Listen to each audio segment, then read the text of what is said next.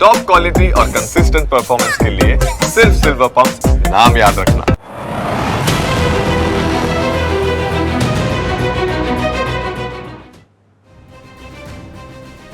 નમસ્કાર, ન્યૂઝ કેપિટલમાં આપની સાથે હું મયુરી। 12 દિવસના ભીષણ યુદ્ધ બાદ આખરે ઇઝરાયલ અને ઈરાન વચ્ચે યુદ્ધ વિરામ થયો છે। બંને દેશોએ આ વાતની પુષ્ટિ કરી પોતાની જીતનો દાવો પણ કર્યો છે।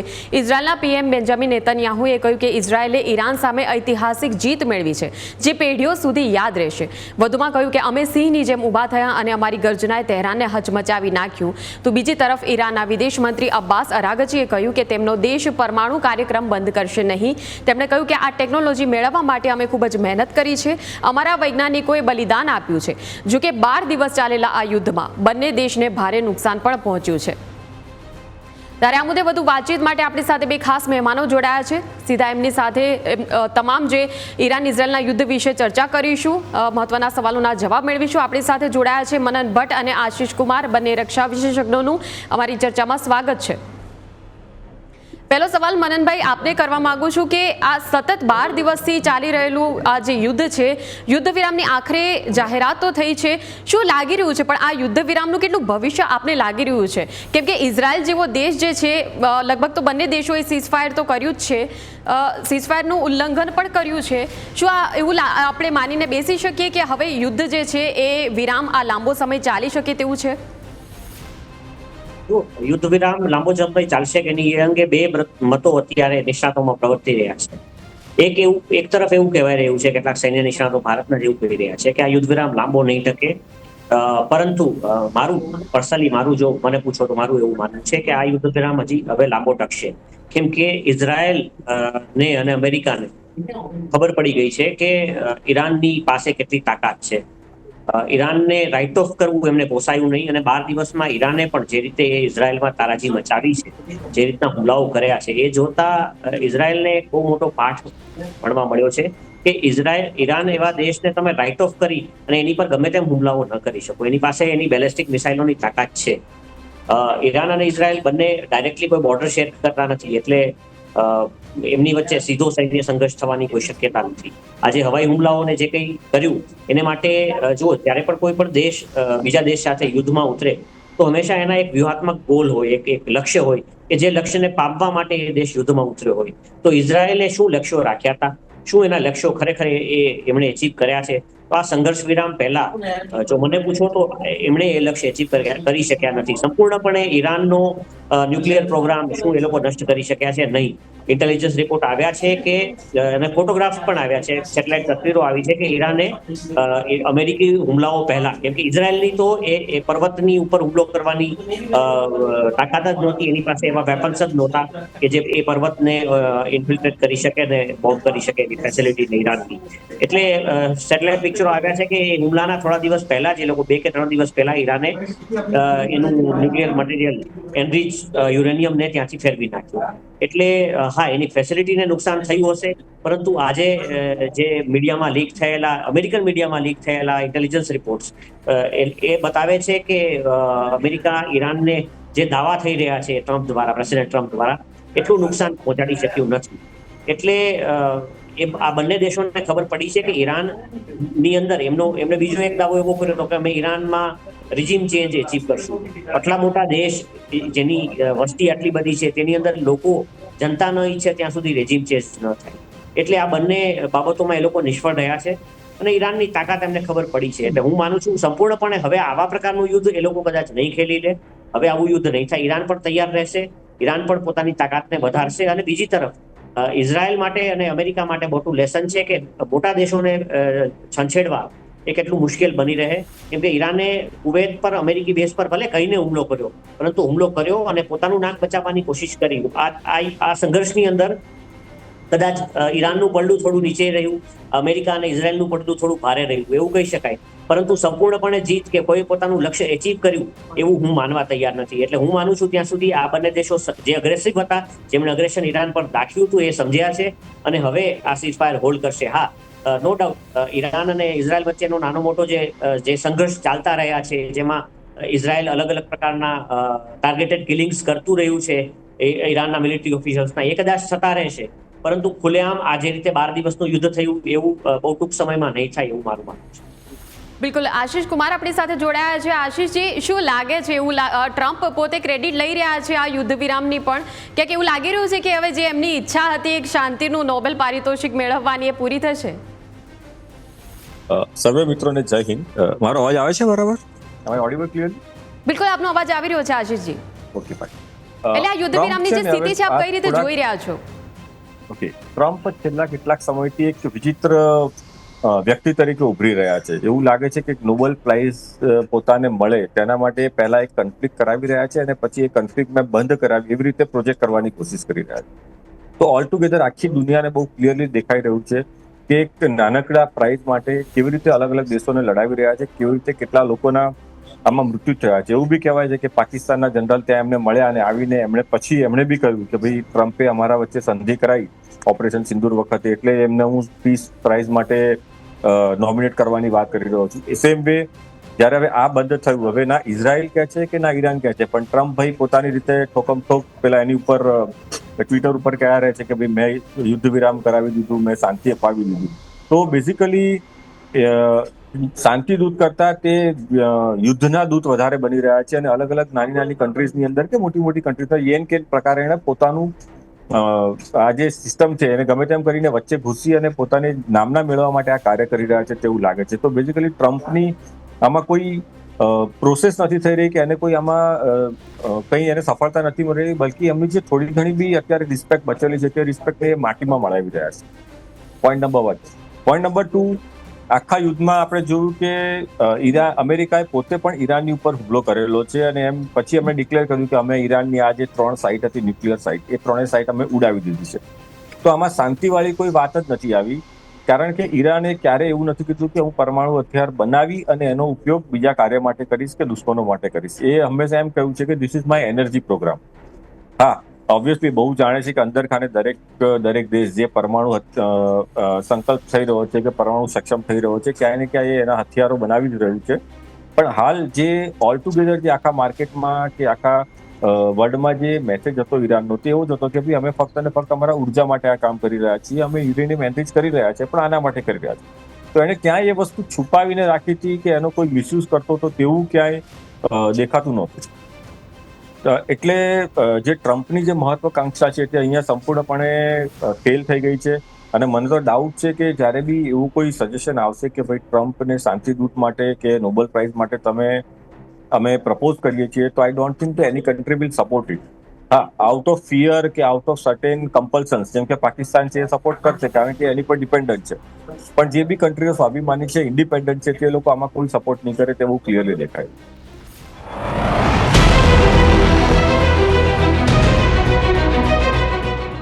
તો યુદ્ધ વિરામ પર ચર્ચા યથાવત છે અને આપણી સાથે જે બે મહેમાનો જોડાયા છે એમની સાથે આગળ ચર્ચા કન્ટિન્યુ કરીશું. તો મનનજી, શું લાગી રહ્યું છે યુદ્ધ વિરામ જે છે અત્યારે હાલ જે સ્થિતિ છે એક પ્રકારે હોલ્ડ ઉપર છે અને બંને પછી નિવેદનો પણ આપી દીધા બંને દેશોએ, તો હવે ઈરાન એવું કહે છે કે અમે જે અમારું પરમાણુનો જે અમારો કાર્યક્રમ છે એ પ્રોગ્રામ તો બંધ નહીં કરીએ, એ તો ચાલુ જ રહેશે.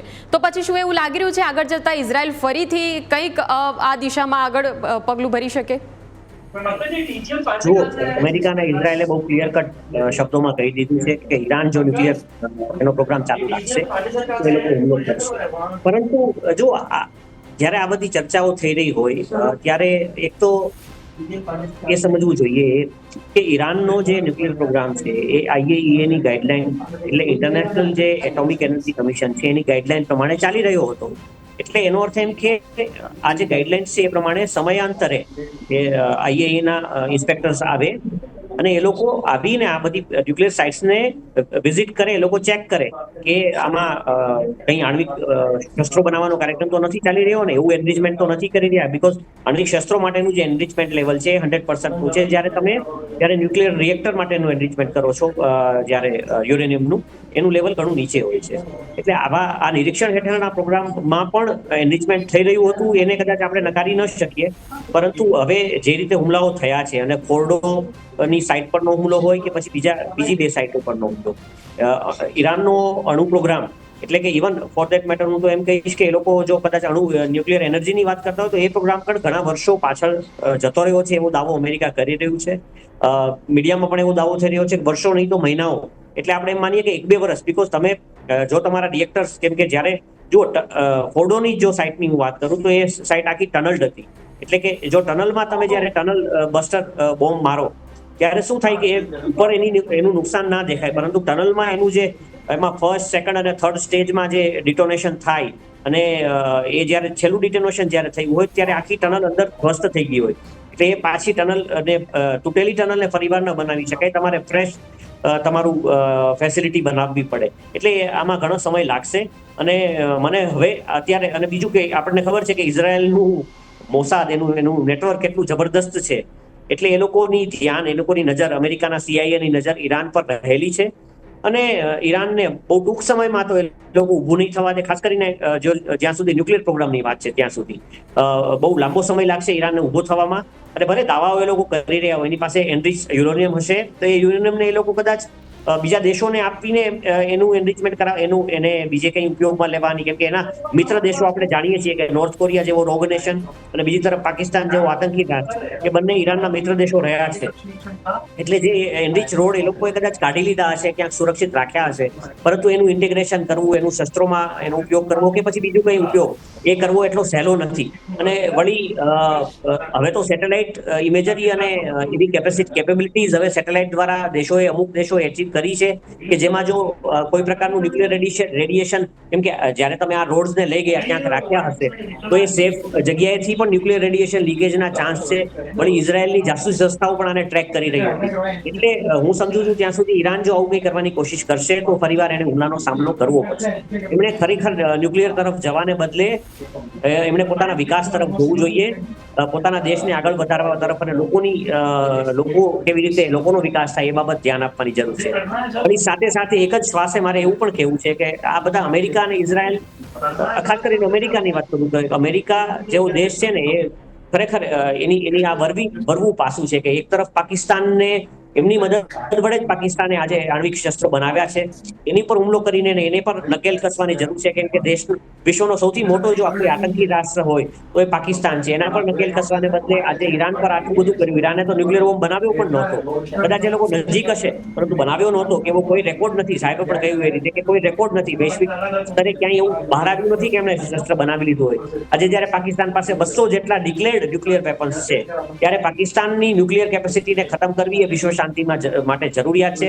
પરંતુ અમેરિકા પાકિસ્તાનના જનરલને પ્રેસિડેન્ટના હાઉસમાં, વ્હાઇટ હાઉસમાં બોલાવીને એને બિરયાની ખવડાવે છે, અને બીજી તરફ ઈરાન પર હુમલો કરે છે. પાકિસ્તાન પર એ લોકોએ લક્ષ્યાંકિત કરવાની અને પાકિસ્તાન જેવા દેશને આણ્વિક શસ્ત્રોને વધારે પરસ્યુ કરતા રોકવાની જરૂર છે. આ બાબતે વિશ્વએ પણ વિચારવું પડશે, નાટોએ વિચારવું પડશે અને અમેરિકાએ વિચારવું પડશે, કેમ કે આ સરફ જે છે એક દિવસ એમને પણ ડસવાનો છે. બિલકુલ. હવે એક સવાલ છે કે જે મારે આ બંને પાસેથી એનો જવાબ મારે મેળવવો છે, પણ આશિષ કુમારજી પહેલા હું આપને પૂછીશ કે હવે આખું આ યુદ્ધ થયું, બહુ સ્વાભાવિક છે કોઈ પણ બે દેશ વચ્ચે જ્યારે પણ યુદ્ધ થાય અને આ પ્રકારનું જ્યારે યુદ્ધ થાય તો એના મૂળમાં એક કારણ હોય જ, એ છે વર્ચસ્વની લડાઈ. એક પ્રકારે કે બીજો દેશ એ મારા કરતાં વધારે મોટો ન થવો જોઈએ, તેના લીડર્સ જે છે મારા કરતાં મોટા ન થવા જોઈએ, નહીં તો એ જે તે દેશ છે તેની રાજકીય કારકિર્દી જોખમ આવે એ લીડરની, અને દેશ ઉપર પણ અસ્તિત્વનું જોખમ એક ઊભું થાય છે. એટલા માટે હવે એવા સત્તાવાર, એટલે આ બાબતે કોઈએ નકારી પણ નથી અને સ્વીકારી પણ નથી. શું ઇઝરાયલ પાસે પરમાણુ શસ્ત્રો છે? કેમ કે આ વાતનો કોઈ એવો સત્તાવાર જવાબ હજી સુધી છે નહીં લગભગ આપણી પાસે. આશિષ કુમારજી, આપનું શું માનવું છે? સૌથી પહેલા આપણે વર્ચસ્વની વાત કરીએ તો basically middle East is a very important segment for the world. જે દુનિયાનું મોટાભાગનું ઓઇલ છે ત્યાંથી અત્યારે આવી રહ્યું છે, અને તમે જો મિડલ ઈસ્ટ એક રીતે over a period of time આખું ખતમ થઈ ચૂક્યું છે. સૌથી પહેલા ઈરાન અને ઈરાક જ્યારે ઇનિશિયલી એ લડતા હતા, પછી ઈરાક એક રીતે ખતમ થઈ ગયું. કુવૈત જ્યારે અમેરિકા નો ફૂલ એને સપોર્ટ છે, કતારમાં અમેરિકાનો બેઝ છે, તો એક રીતે અમેરિકાએ આખું મિડલ ઈસ્ટ અલગ અલગ તરીકેથી પોતાના કબજામાં લઈ લીધું છે by putting their various missions, or જે બે દેશોની વચ્ચે લડાઈ કરાવીને તે રીતે, જેમ કે અત્યારે ચાલી રહ્યું છે. તો ઓલ ટુગેધર એવું થયું છે કે ઈરાન એક એવી કન્ટ્રી બચી હતી કે જે મિડલ ઈસ્ટમાં એકદમ સ્ટ્રોંગ કન્ટ્રી હતી અને એઝ અ સ્ટ્રોંગ કન્ટ્રી એ ત્યાં ઉભેલી હતી. ઠીક છે, એનું રિજાઇમ એવું કહેવાય છે કે ઇસ્લામિક રિજાઇમ છે, but they are not that hardcore Islamic kind of things. ISIS કે એવા કોઈ એ નથી, પણ હા ઠીક છે, પોતાનું રિલિજન ફોલો કરે છે અને પોતાની કન્ટ્રી ચલાવે છે. એના સિવાયની બાકી જેટલી બી કન્ટ્રી છે તે બધી કન્ટ્રી અત્યારે એક રીતે ક્યાં તો અમેરિકાના વર્ચસ્વમાં હતી અથવા તો they were not strong enough to defend Middle East. તો અમેરિકા ચાહતું હતું કે એકવાર જો ઈરાન તૂટે તો આખું મિડલ ઇસ્ટમાં એનું વર્ચસ્વ થઈ જાય, અને એના માટે એને ઇઝરાયલનો ઉપયોગ કર્યો. વી નો કે ઇઝરાયલ અત્યારે લડી રહ્યું છે અને I surrounded by all the Islamic countries. હવે એવું થશે કે કદાચ આ જે યુદ્ધ થયું છે ને ઈરાને જે એનું તાકાત અને એનો જુસ્સો બતાવ્યો છે ઇઝરાયલની સામે લડવા માટે, બાકીની બધી કન્ટ્રી પણ કદાચ કાલે તો ઊભી થશે અને ઈરાન અને ઇઝરાયલની સરાઉન્ડિંગની બી જે કન્ટ્રી છે તે બધી કન્ટ્રીઝ બી કદાચ નાનું મોટું ચમકલું ઇઝરાયલ સાથે કરવાની કોશિશ કરે. તો all together they will try to make sure કે જે મિડલ ઇસ્ટની ઉપર ઇસ્લામિક નેશન્સનું જે એક રીતે રાજ ચાલે છે તે રાજ કન્ટિન્યુ થાય, જે over a period of time ખતમ થઈ ગયેલું. રાઈટ, તો પોઈન્ટ નંબર 1, તો આખી લડાઈ વર્ચસ્વની હતી અને ઈરાને પોતાનું વર્ચસ્વ હું એમ કહીશ કે જાળવવામાં એ સક્ષમ રહ્યું છે, સક્સેસફુલ રહ્યું છે. નુકસાન થયું છે, નો પ્રોબ્લેમ, પણ એ અત્યારે અડીખમ ઊભું છે. આ જે બી એને ડેમેજ થયું છે over a period of time એ બધી રિકવરી આવી જશે, because it has got a huge amount of oil જે એને વેચી અને પોતાના ઇકોનોમીને આગળ લઈ જઈ શકશે. રાઈટ. પોઈન્ટ નંબર 2,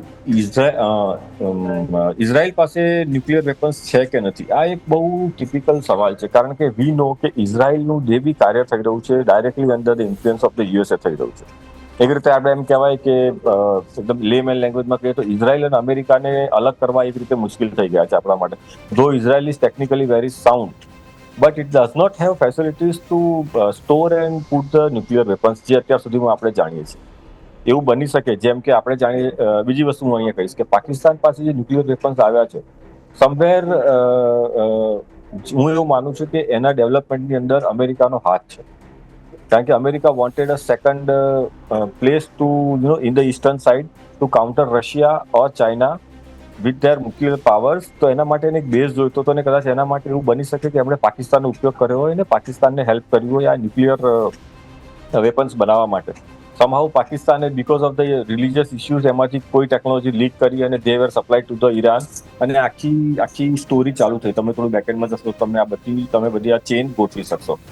તો ધ પોઈન્ટ ઇઝ, ઇઝરાયલ પાસે ન્યુક્લિયર વેપન્સ છે કે નથી તે કહેવું અઘરું છે, but it may come out somewhere, કે ઇઝરાયલની અંદર શું થઈ રહ્યું છે અને જે રીતનું એનું નેટવર્ક છે, જે રીતની એની ફોર્સિસ છે, જે રીતનું એનું એજન્સી છે, એની સિક્રેટ એજન્સી છે, એ બધા they are very professionals in keeping the secrets.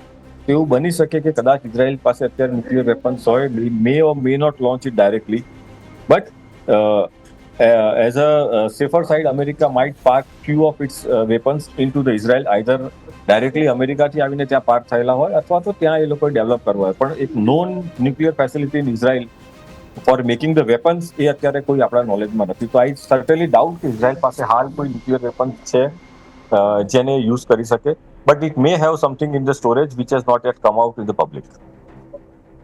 જી, આપનું શું માનવું છે? કેમ કે આશીષભાઈએ જે પ્રકારે કીધું, હવે પોતાની પાસે પોતાના દેશમાં પરમાણુ શસ્ત્રો જો નથી, પણ પાડોશી દેશો એ તાકાતવર થઈ રહ્યા છે, અને અત્યારે સમય એવો છે કે જે દેશ પાસે પરમાણુ શસ્ત્રો છે એની જ બોલબાલા છે. શું કહેશો?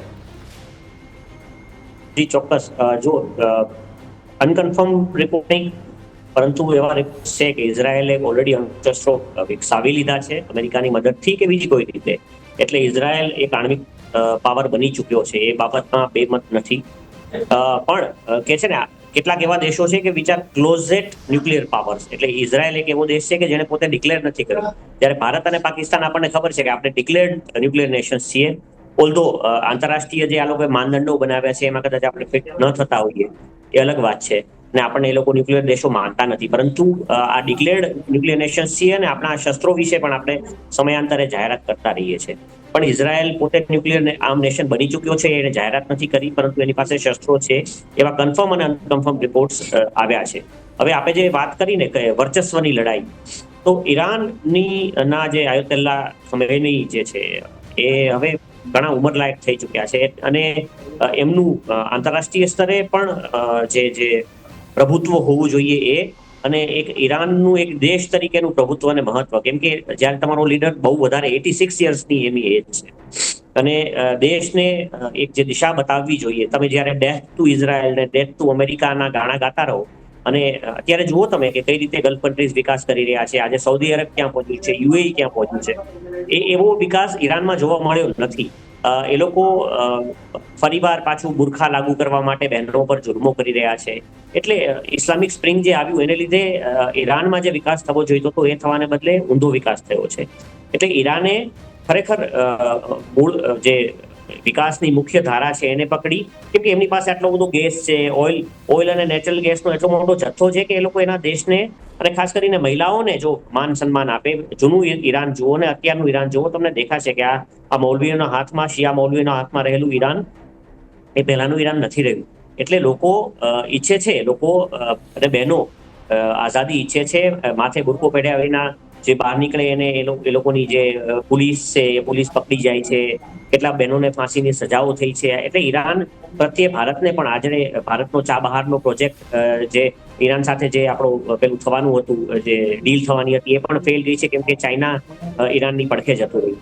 એટલે ચીનની તરફ ગયું છે. વળી ભારત સાથે એવી દોસ્તી જે આપણે પહેલા હતી એવી રહી નથી. એનું એક કારણ એ પણ છે કે એ લોકો કટ્ટરપંથ તરફ થોડા વધારે વળ્યા છે.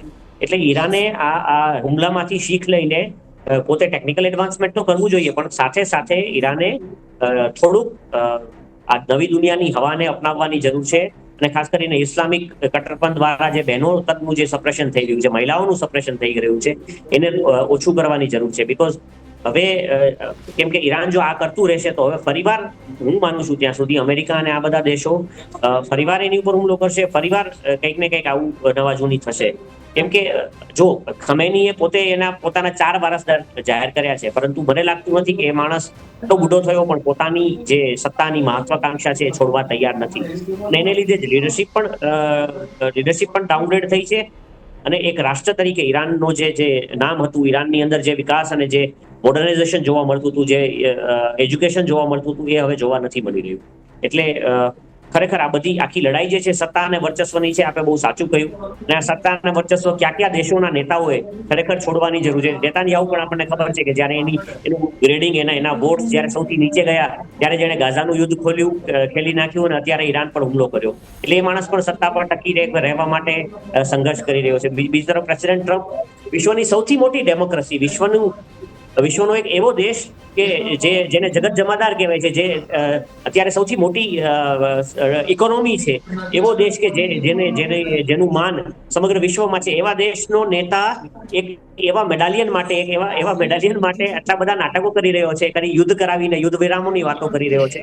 ખરેખર શરમની વાત છે. અને નોબેલ પીસ પ્રાઇઝ તો એટલી મોટી વાત નથી. જો નોબેલ પ્રાઇઝની અંદર વિજ્ઞાન માટે, ફિઝિક્સ માટે, ગણિત માટે મળતા પ્રાઇઝ તો ખરેખર માની શકાય સારા છે, પરંતુ નોબેલ પીસ પ્રાઇઝ કોને મળ્યું છે? ઓબામાને મળ્યું છે. એને કઈ વિશ્વ શાંતિ કરાવી હતી? મલાલા યુસુફઝઈને મળ્યું છે. એને કઈ વિશ્વ શાંતિ? એ તો કટ્ટરપંથી છોકરી છે જે ભારત વિરુદ્ધ હાલતા ને ચાલતા બયાનો ઓગતી રહે છે. તો આવા બધા લોકોને તમે નોબેલ પીસ પ્રાઇઝ, એ તો એક પ્રોપેગેન્ડાનું એક ટૂલ છે નોબેલ પીસ પ્રાઇઝ, જેને માટે ટ્રમ્પે આટલું બધું જો રોનાધોના કરે છે, એને બદલે એને આ મેડાલિયન કોઈ આપી દેવું જોઈએ, ભાઈ તું આ રાખ. એટલે આ બધા નાટક કરવાનું એ બંધ કરે. જી ચર્ચા આપણી હવે અંત તરફ છે, એટલે અંતમાં એક સવાલ હું પૂછીશ આપ બંનેને, અને ખૂબ જ ટૂંકમાં મને જવાબ જોઈએ છે. હવે બંને દેશો જીતના દાવા કરી રહ્યા છે. મનનજી, આપના મતે કોનું પલડું ભારી? કોણ ખરેખર આ જીતના દાવા માટે હકદાર છે? જીતનો દાવો તો કોઈ કરવાને હકદાર નથી. અમેરિકા હોય, ઇઝરાયલ હોય કે ઈરાન હોય, કોઈની જીત નથી થઈ. ઇવન સ્ટીવન્સ રહી છે આ સંઘર્ષ. ઈરાનમાં કેટલી હદે ઇઝરાયલના બોમારાથી વિનાશ થયો એના વિડીયોઝ આજના જમાનામાં રોકી નથી શકાયા. બધું ખુલ્લું થયું છે. બીજી તરફ ઈરાને જે બેલિસ્ટિક મિસાઇલો મારી, એને જે ઇઝરાયલે જે આટલા વર્ષોમાં નહોતું સહન કર્યું એવું સહન કરવું પડ્યું છે. ઇઝરાયલે અત્યાર સુધી ખાલી હમાસ અને એના રોકેટોનો સામનો કર્યો હતો, પણ બેલિસ્ટિક મિસાઇલથી જે તારાજી થઈ છે એ તારાજી એને જોઈ છે. ઇઝરાયલના લોકોના મનોસ્થિતિ, ભલે લોકો બંકરમાં છુપાયા હોય ને ડેથની સંખ્યા ઓછી બતાવી રહ્યા હોય, પરંતુ એના મનસ્થિતિમાંથી આટલો મોટો વિનાશ જશે નહીં. એટલે ઇવન સ્ટીવન્સ રહ્યો છે આ સંઘર્ષ. અને અમેરિકા શું કામ અમેરિકાને આ હુમલા માટે બોલાવવું પડ્યું? જો ઇઝરાયલની આમાં જીત થઈ હોત તો અમેરિકાના ઇન્વોલ્વમેન્ટની જરૂર જ ના પડી હોત. એટલે આમાં જીત ન કહી શકાય. આ બધું ઇવન સ્ટીવન્સ રહ્યું છે. આમાં તમે જે ગોલ લીધો, તમે કહ્યું કે અમારે રિજીમ ચેન્જ કરવો છે, અમારે એની ન્યુક્લિયર ફેસિલિટીઝ ખતમ કરવી છે, તમે સંપૂર્ણપણે કરી નથી શક્યા. અમેરિકન રિપોર્ટ્સ એમ કે છે રેજીમ ચેન્જ તો સપનામાં વિચારી શકાય એવું નથી કે ત્યાં ઈરાનમાં ઇઝરાયલ ઇફેક્ટ કરાવી શકે. તો પછી તમે જીતની વાત જ ના કરાય સાહેબ. જીત તો થઈ જ નથી. આ સંપૂર્ણપણે શસ્ત્ર વિરામ થયો છે અને બંને દેશો વચ્ચે જે સંધિ લિખિત કે અલિખિત થઈ છે એમાં કોઈ દેશ જીતનો દાવો ન કરી શકે. ઈરાન પણ કરી રહ્યું છે, ઇઝરાયલ પણ કરી રહ્યું છે, પણ બંને દેશમાંથી કોઈની જીત નથી થઈ. ન ત્રીજો દેશ, ત્રીજી બિલાડી અમેરિકાની, એની પણ જીત નથી થઈ. બિલકુલ. આશિષ કુમારજી, શું લાગી રહ્યું છે, જીતના દાવામાં તથ્ય કેટલું? હું તો એવું કહું છું કે આ આખું જે એપિસોડ થયો છે ઈરાન અને ઇઝરાયલનો, ઇટ ઇઝ અ સ્ક્રિપ્ટેડ એક નાટક છે. જો અમેરિકા એમ કહેતો હોય કે મેં ઈરાનના 3 ફેસિલિટી પર બોમ્બાર્ડિંગ કર્યું અને ઈરાન એમ કહે છે કે તમે માઇનર નુકસાન કર્યું છે, તો સેકન્ડ રાઉન્ડ કરવા માટે એને કોણે રોક્યું? અમેરિકા જો એટલું સ્ટ્રોંગ છે અને ગમે ત્યારે કરી શકે છે, તો એને એનું આખો સંપૂર્ણ નાશ કેમ ના કરે? So it is entirely everything was scripted. જાણે એક રીતે એક નાટક રચ્યું કે આ વસ્તુને એકદમ સળગાવો અને થોડા ટાઈમ પછી પાછું એને બેસાડી દો. હા, ફરક એટલો પડી ગયો કે આમાં 2 વસ્તુ બહુ ક્લિયર થઈ ગઈ. નંબર 1, ઇઝરાયલને એમ હતું કે અમને કોઈ અડી નહીં શકે, અમે બહુ સ્ટ્રોંગ છીએ. તો ઈરાને બતાવી દીધું કે yes we can hit you deep inside the heart of your country. તો આ એક વસ્તુ ત્યાં ક્લિયર થઈ ગઈ. બીજી વસ્તુ, ઇઝરાયલ અને અમેરિકાને અને રાધર એન્ટાયર દુનિયાને ખબર પડી ગઈ કે ઈરાન કેન ફાઇટ. ઠીક છે, એટલું સ્ટ્રોંગ નથી, એ વસ્તુ અલગ થઈ ગઈ, but it can stand there and it can work. તો ઇઝરાયલને એક આખું નવું ચેપ્ટર મળ્યું જેમાં હવે એ આગળ નવું રિસર્ચ કરશે કે how to safeguard my skies, how to safeguard my nation. કારણ કે એની પાસે એક લિમિટેડ એરિયામાં જ એને કામ કરવાનું છે. It can not expand, right? અને ઈરાનને એ ખબર પડી ગઈ કે મારે અનનેસેસરી હવે કોઈ વસ્તુમાં જવું નથી, કારણ કે ઇઝરાયલ સાથે ડાયરેક્ટ જો હું સંઘર્ષમાં ઉતરીશ તો મારે અમેરિકા સાથે બી એમાં ઇન્વોલ્વ થશે ને કદાચ વધારે થોડું ચાલ્યું તો કદાચ યુરોપિયન યુનિયન પણ એમાં ઇન્વોલ્વ થાય. કારણ કે basically it is all about the religion, right? એટલે આમાં જે એક આખું અલગ ડાયરેક્શનમાં યુદ્ધ જતું રહે, it be may be Muslims versus Christians or something like that. એ આખું થઈ શકે. બિલકુલ નથી થયું એ ખૂબ સારી વાત છે અને we may lead to the world war 2. તો કોઈ જીત્યું નથી, કોઈ હાર્યું નથી, પણ ઘણા બધા એવા પન્નાઓ છે જે ખુલી ગયા છે. અને સૌથી મોટું પન્નું એ ખુલ્યું છે કે ટ્રમ્પ ઉપર ભરોસો નહીં કરાય. એ માણસ પોતાના માટે કંઈ પણ કરે, નાટકબાજ છે એક નંબરનો. Let's not trust. બિલકુલ. ઓકે, આશિષ કુમારજી અને મનનજી, આ બંને જોડાયા ચર્ચામાં. ખૂબ ખૂબ આભાર. Thank you very much. તો ન્યૂઝ કેપિટલમાં અત્યારની ચર્ચામાં બસ આટલું જ. રજા આપશો. નમસ્કાર.